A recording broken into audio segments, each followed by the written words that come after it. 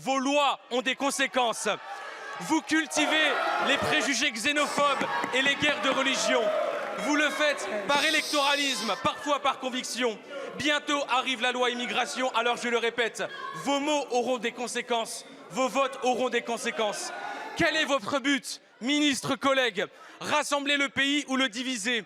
Et si vous êtes prêts à le diviser, jusqu'où êtes-vous prêts à aller? Dans l'abject et dans la violence? Alors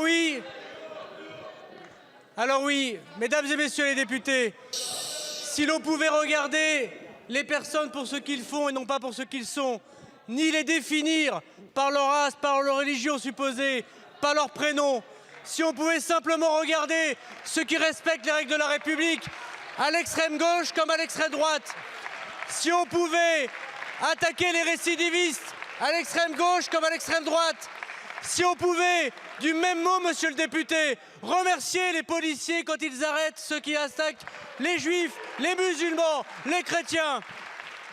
Alors oui, monsieur le député, on aura apaisé la situation parce qu'il n'y a que des hommes. Il n'y a que des hommes qui doivent être condamnés par ce qu'ils font et il n'y a que des Français qui sont reconnus par leur mérite. Je vous remercie, monsieur le ministre. Monsieur Boyard, vous avez 4 secondes. Vous voulez apaiser le pays? Cessez de vous comporter comme un ministre du Front National.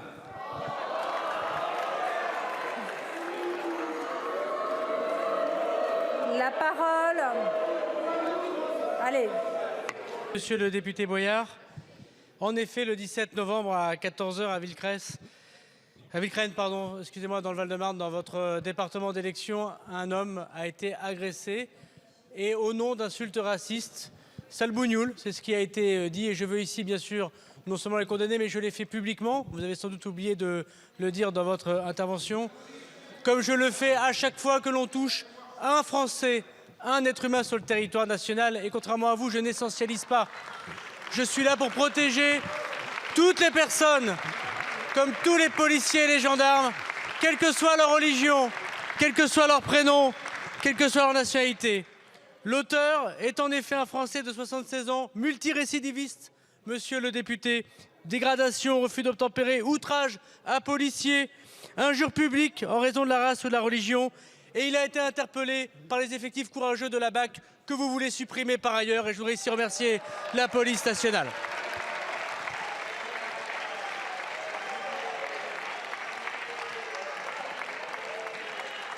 Louis Boyard pour le groupe La France Insoumise.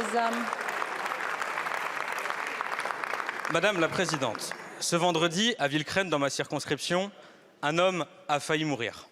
Je l'ai eu au téléphone hier et voici ce qu'il m'a dit. Avant même de me parler de la souffrance et du traumatisme d'avoir reçu un coup de cutter de 15 cm dans sa gorge et après avoir subi des insultes racistes, il m'a dit « Cela fait 3 jours que j'ai subi un crime raciste et que personne ne parle de moi. Mais si jamais moi, Mourad, j'avais été l'agresseur, alors BFM TV et CNews auraient déjà été en bas de ma maison. » Qu'est-ce que cela dit de l'ambiance qui règne actuellement dans notre pays? Il ne se passe pas une journée sans que sur les débats télévisés, il soit sous-entendu qu'il y aurait trop de musulmans dans notre pays ou qu'ils seraient incompatibles avec la République.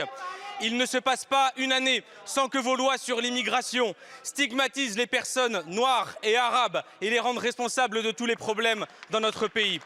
Voilà des décennies que votre classe politique épouse les thèses du Rassemblement national et stigmatise nos concitoyennes et nos concitoyens qui vivent en France, travaillent en France et quel que soit l'endroit où ils sont nés, ont le droit à l'égalité en France. Monsieur le ministre de l'Intérieur, je vous ai entendu dire que vous attendiez de connaître la nationalité des personnes qui ont commis un meurtre à Saipol.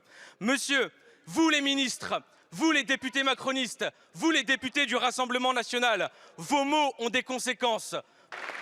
Nous vivons actuellement en France, que ce soit dans nos villages, nos villes, une période de tension sociale et de repli.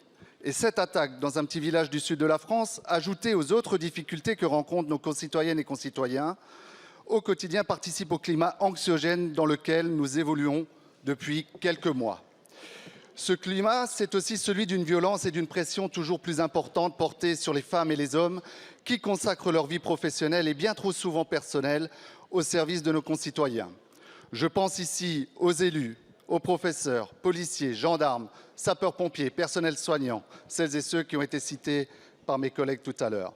La nation a encore enterré un de ses professeurs il y a maintenant quelques semaines. Un maire sur deux ne souhaite pas se représenter en 2026. Qui va tenir notre nation lorsque plus personne ne s'engagera dans le vivre ensemble? Lorsque ces personnes, engagées ou non pour notre République, sont attaquées, agressées, caillassées, insultées, c'est l'intégrité de notre démocratie tout entière qui en pâtit.